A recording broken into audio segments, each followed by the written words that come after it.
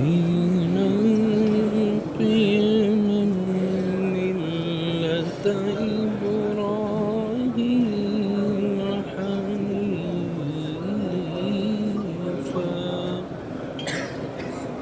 وما كان من المشركين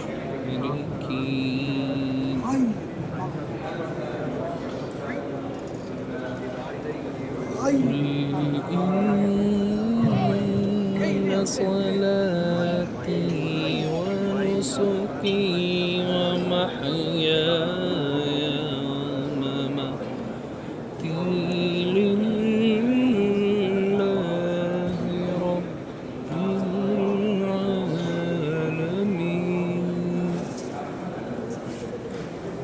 لا شريك له وبذلك أمرت أنا أول المسلمين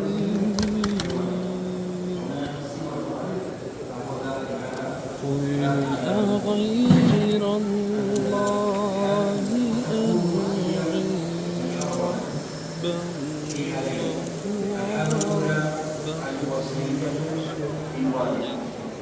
فلا يجوز للإنسان أن يخص بعض الورثة بوصية يعني يوصي لابنه أو لابنته أو لزوجه أو لأي وارث من الورثة.